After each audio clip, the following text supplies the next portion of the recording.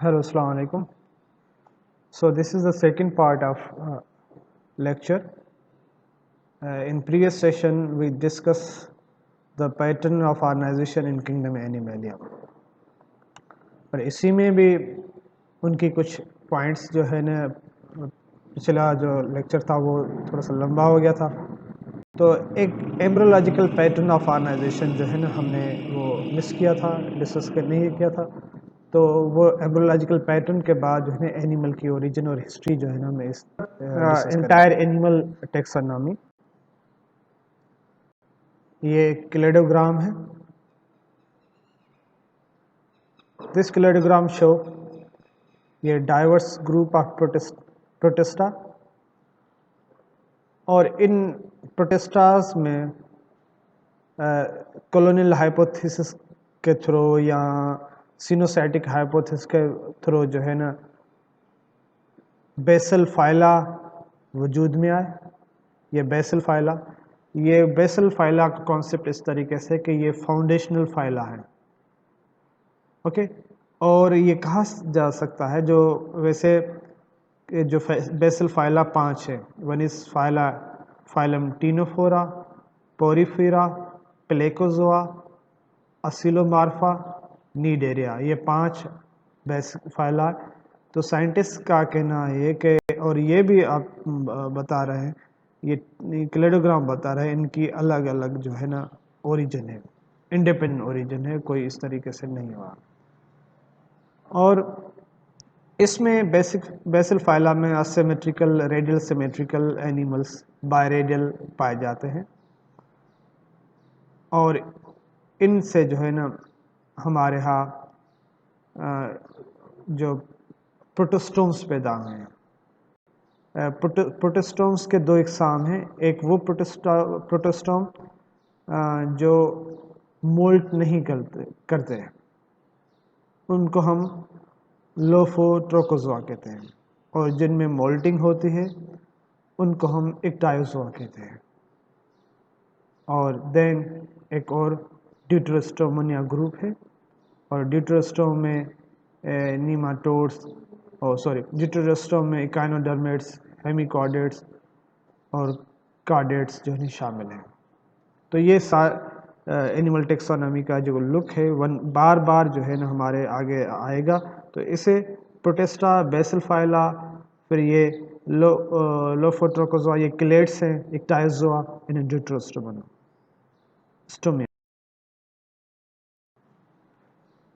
Traditionally हम kingdom Animalia को एक मोनोफाइलेटिक ग्रुप तस्लीम करते हैं। Monophyletic means having single ancestor, क्योंकि सब में जो है ना सेलुलर ऑर्गेनाइजेशन है, और जो एनिमल्स हैं specially multi cellular animal 0.5 billion years ago, means तकरीबन 600 मिलियन ईयर्स अगो जो है ना, जब कैम्ब्रियन पीरियड जो है ना शुरू हुआ, तो एक एवोल्यूशनरी एक्सप्लोजन मीन्स ऐसी आउटबर्स्ट मॉडिफिकेशन की जिसमें बहुत ज़्यादा एनिमल्स फाइला ओरिजिनेट हुए। कुछ अब मौजूदा दौर में पाए जाते हैं और कुछ एक्सटेंट हैं। तो मीन्स कैम्ब्रियन पीरियड में रैपिड ओरिजिन और डाइवर्सिफिकेशन ऑफ एनिमल हुई थी। So rapid origin and diversification is known as the Cambrian explosion, okay. और तकरीबन ये 100 मिलियन ईयर्स के पीरियड के गैप में से, ये इतना ब्रीफ पीरियड में इतने ज़्यादा एनिमल्स पैदा हो गए। तो ये क्लेडोग्राम एनिमल के रिलेशनशिप्स के कहाँ से कैसे पैदा हुए और कौन किस ग्रुप में पाया जाता है, तो ये क्लेडोग्राम उसको शो करता है, ओके। और आपको पता है कि क्लासिफिकेशन या टेक्सोनॉमी में जो फिजिकल या फंडामेंटल चीज़ है वो क्या है? स्पीशीज़ है। बाकी जो भी कैटेगरी है वो एक हाइपोथेटिकल कैटेगरीज हैं जिनकी कोई फिजिकल एग्जिस्टेंस नहीं है, और ये कैटेगरीज जो है ना, क्लास, फाइलम, किंगडम, हम इसलिए बनाते हैं कि एनिमल्स की जो रिलेटेडनेस है उनको यकजा किया जाए, उनको एक अच्छे ग्रुप में डाला जाए, रखा जाए, जो वेरी क्लोज ग्रुप है उसे रखा जाए।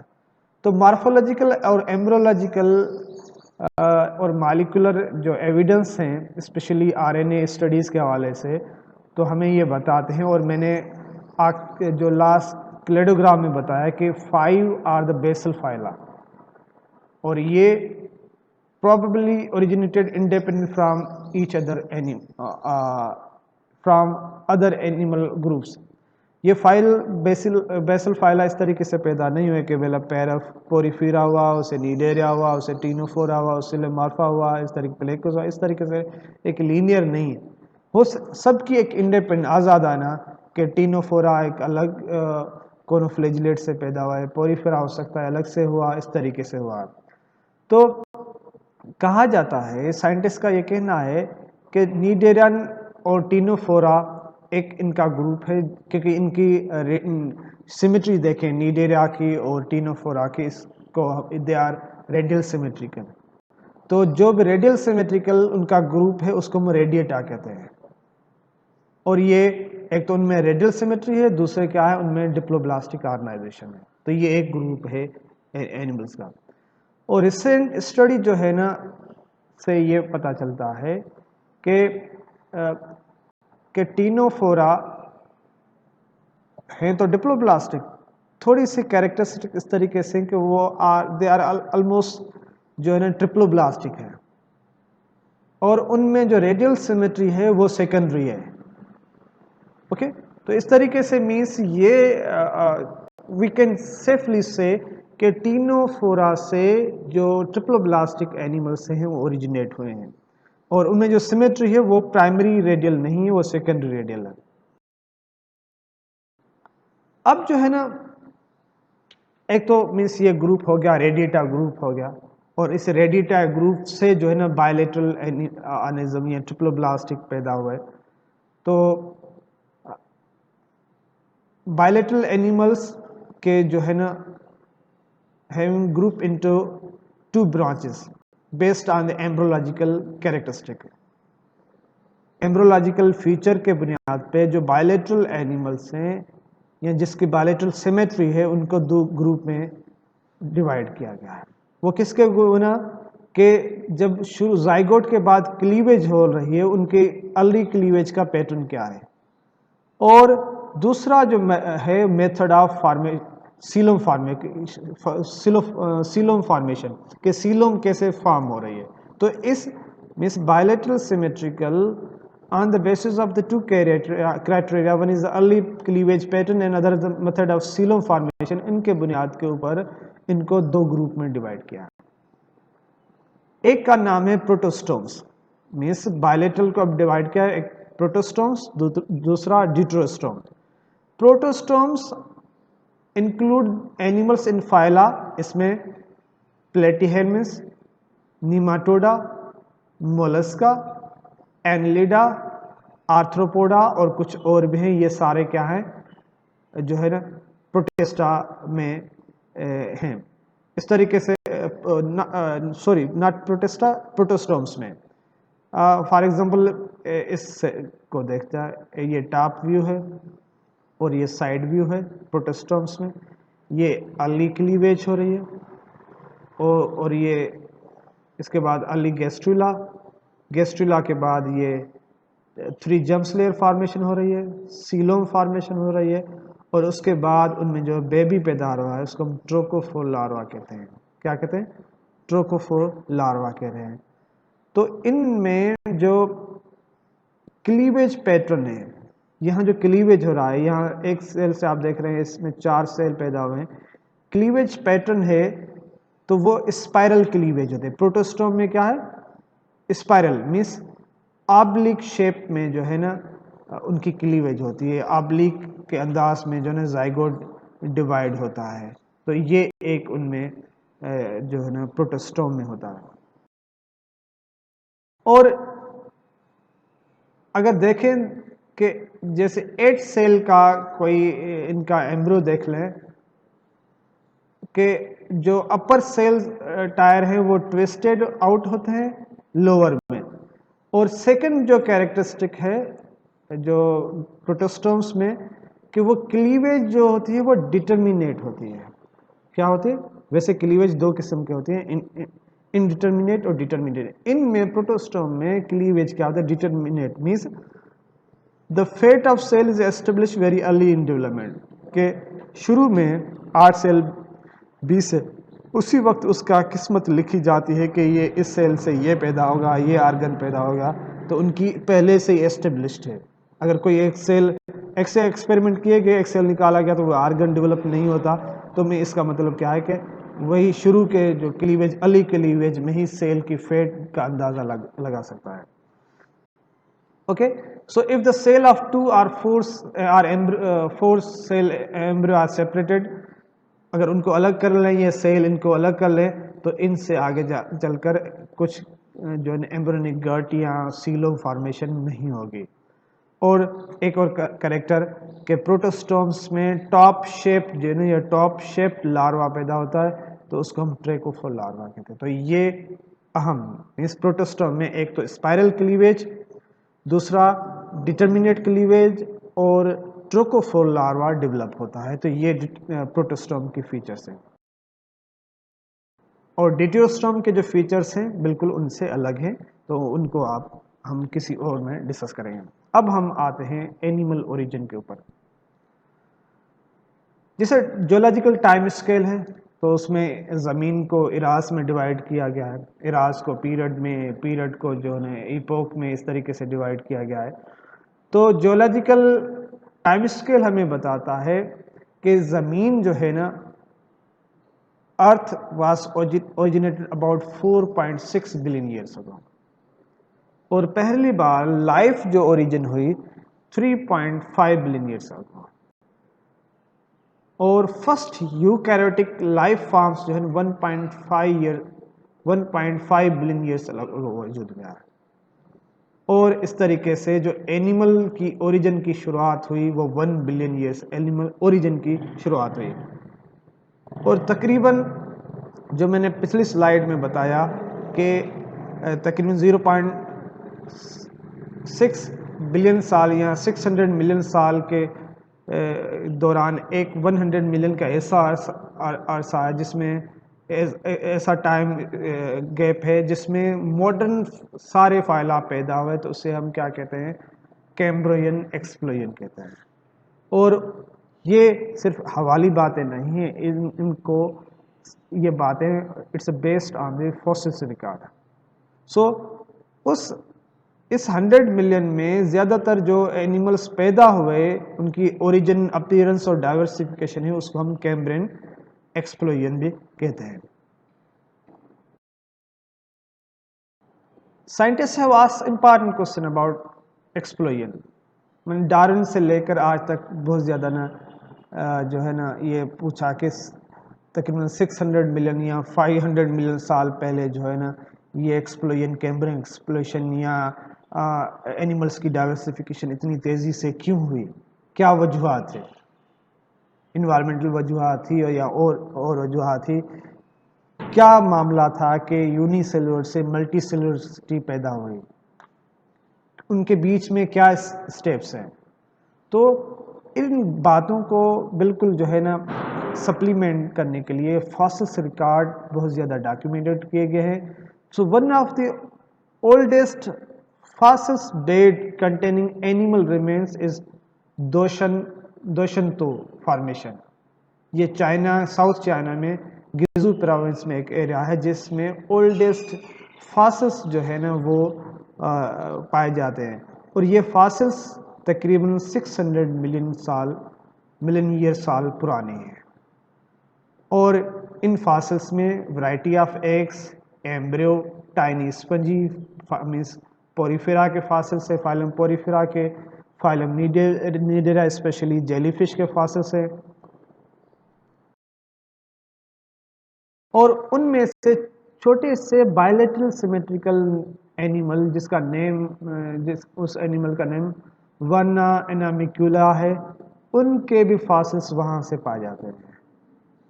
तो इससे ये समझ में आती है कि वेल डेवलप्ड ट्रिप्लोब्लास्ट बॉडी फॉर्म के कंप्लीट गट ट्रैक्ट और जिसमें वेल डेवलप्ड सीलम कैविटी पैदा हुई, तो वो तकरीबन जो है ना ये ट्रिप्लोब्लास्टिक एनिमल्स जो है ना 600 मिलियन साल से पहले वजूद में आए। एक और है एडियाकेरान फॉसिल फॉर्मेशन। एडियाकेरान फॉसिल फॉर्मेशन भी जो है ना 600 मिलियन साल पुरानी है, और ये भी जो है ना तकरीबन कैम्ब्रियन पीरियड के जो टाइम है 570 मिलियन इसको कवर करती है। और ये एडियाकेरान जो है ना एक एरिया है, साइट थी ऑस्ट्रेलिया में, वहाँ से जो है ना वो ये फॉसिल्स में मिले। और ये जो एडियाकेरान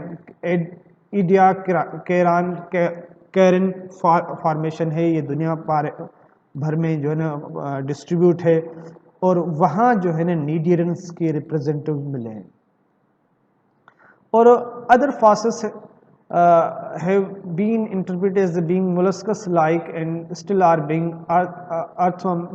arthropod-like, burrow-like।